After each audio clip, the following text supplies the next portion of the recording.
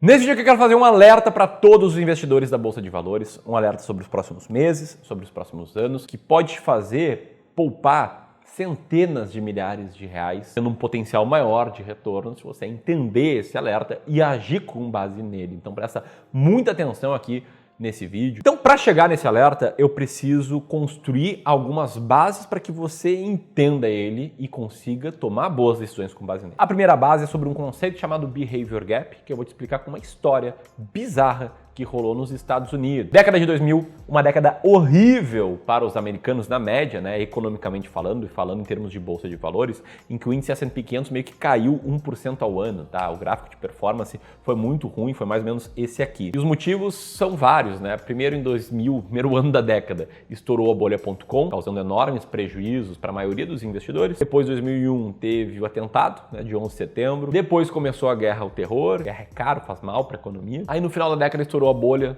do subprime, mais uma crise, enfim, aconteceu isso aí com o S&P 500. E foi uma década muito ruim, inclusive, tá? Para o brasileiro que investiu em ações norte-americanas. Sim, é muito bom investir em ações norte-americanas por um longo prazo, mas às vezes em períodos de 10 anos dá ruim. Foi isso que aconteceu aqui, ó.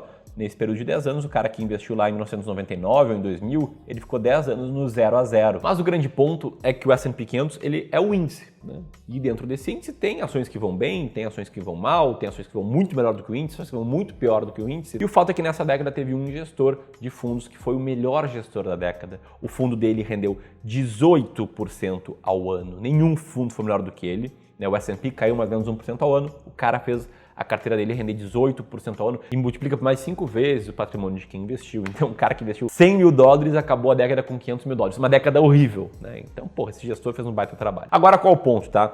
Uma coisa é o desempenho de um fundo de investimentos, um veículo que você, investidor, pode comprar, pode vender quando você quiser. Outra coisa bem diferente é o desempenho dos investidores nesse fundo, porque esses caras compram quando quiserem. Se eles comprarem na alta e venderem na baixa, o desempenho deles vai ser pior do que o desempenho do fundo. Se eles comprarem na baixa e venderem na alta, vai ser melhor. O que esses caras fizeram? Compraram na alta, venderam na baixa. E embora o fundo tenha rendido 18% ao ano, na média, os investidores viram a carteira cair 11% ao ano. Por que isso, tá? Porque lá em 2007, quando o fundo tinha rendido 80%, os investidores pensaram, cara, esse fundo é bom. Eles entraram lá nas suas plataformas de investimentos, ordenaram os fundos dos que mais rendiam para os que menos rendiam e compraram muito dinheiro nesse fundo. Investiram 2,6 bi de dólar.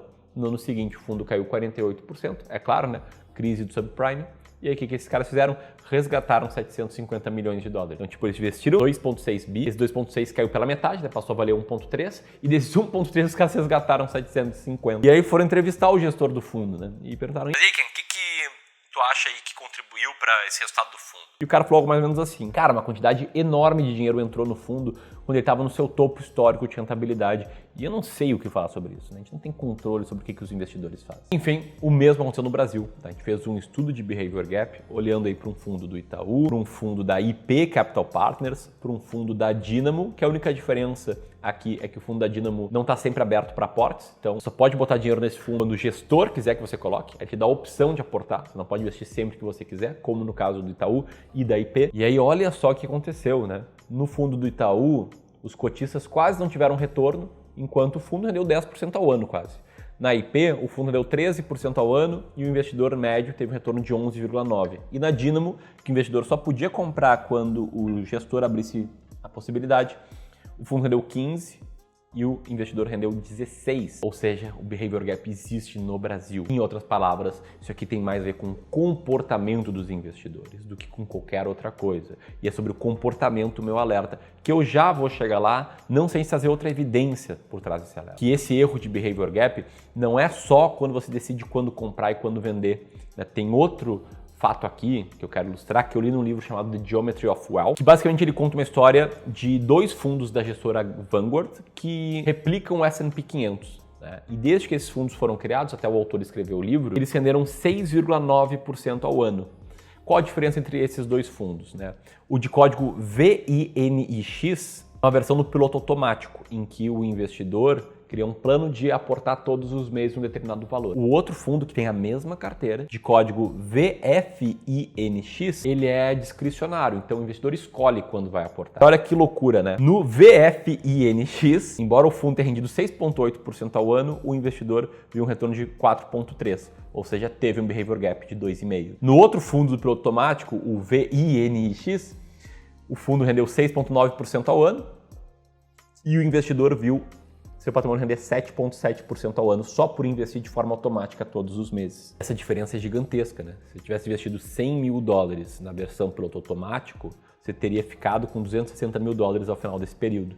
Se tivesse investido $100 mil no fundo, né, que você escolhesse quando comprar e quando vender, e tivesse behavior gap, você teria ficado com $160 mil, ou seja, uma diferença de todo o capital inicial. Diferença muito alta. O que nos leva aqui para a raiz de todos os males dos investidores, que são os comportamentos deles. E o grande ponto aqui é você entender que você é enviesado, você é cheio de vieses comportamentais, tá? E eu não falo para baixar aí a tua moral, eu também sou, todos os seres humanos são. E tem vários exemplos e estudos que mostram como nós somos enviesados. O primeiro exemplo é o seguinte: se eu te falar que uma raquete e uma bolinha de tênis juntas custam R$110, e se eu te falar que a raquete custa R$100 a mais que a bolinha, e te perguntar rapidamente quanto é que você acha que custa a bolinha de tênis, você vai pensar, vai responder algo como R$10. Se você fez isso, comenta aqui abaixo, tá? O que é um atalho da decisão, e parece muito lógico responder isso, só que não foi isso. Porque se a bolinha custasse de fato R$10, e a raquete custa R$100 a mais que a bolinha, a raquete custaria R$110 e os dois somados custariam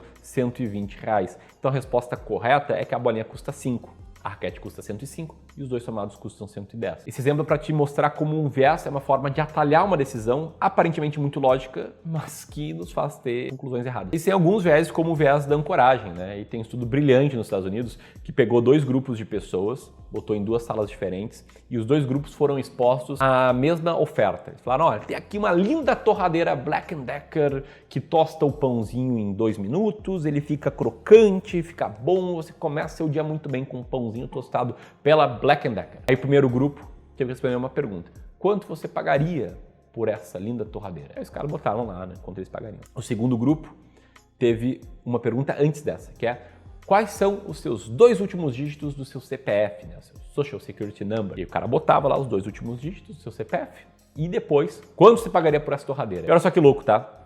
Os caras que tinham os 2 últimos dígitos do CPF superiores a 50, estimavam que a torradeira custava mais caro. Eles estimavam que ela custaria $32,50, enquanto os caras com os 2 dígitos menores e os caras do outro grupo estimavam na média que a torradeira custaria $25.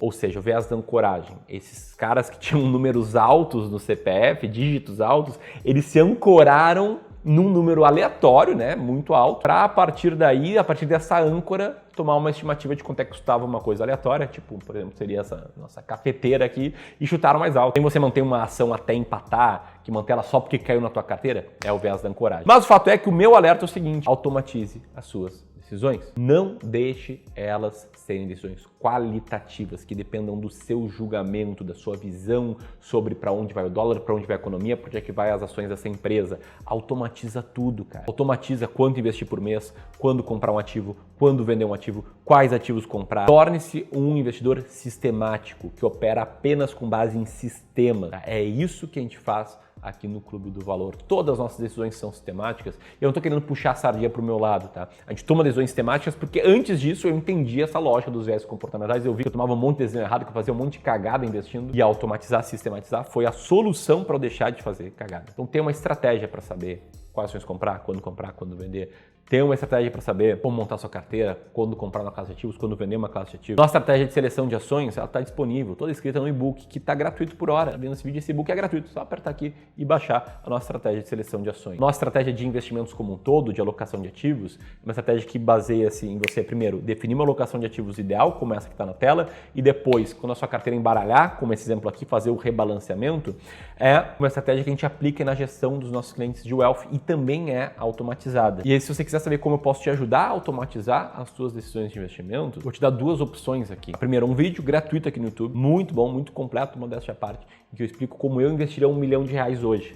E vale para quem tem 1 milhão, vale para quem tem 2, 5, 10 milhões, mas vale também para quem tem 100 mil, para quem tem 20 mil, porque a estratégia automatizada é praticamente a mesma. Você tem que sair desse vídeo e assistir esse próximo. E outra coisa com que eu consigo te ajudar é com uma sessão gratuita de análise diagnóstica de carteira. Eu consegui vagas para quem está assistindo esse vídeo aqui, uma sessão com um especialista do Clube do Valor, profissional credenciado, em que ele vai olhar para a tua carteira, te mostrar o que está bom, o que está ruim e fazer sugestões de melhoria. Por que isso é gratuito? Onde é que está a pegadinha? Não tem pegadinha. É gratuito porque ao final dessa sessão a gente vai fazer, sentir encontrar valor para agregar para ti, é claro, uma proposta para você se tornar nosso cliente de Well. Mesmo com a gente fazendo essa proposta no final, a taxa de aprovação desse processo de análise gratuito de carteira é de 94%. Então, você tem um bom patrimônio, 500 mil, 1 milhão, 2 milhões, 5 milhões, você precisa fazer isso agora. Vou deixar o link aqui para você preencher um rápido formulário, solicitando sua análise de carteira, e o vídeo que eu falei que é bem complementar a esse, vou deixar linkado aqui.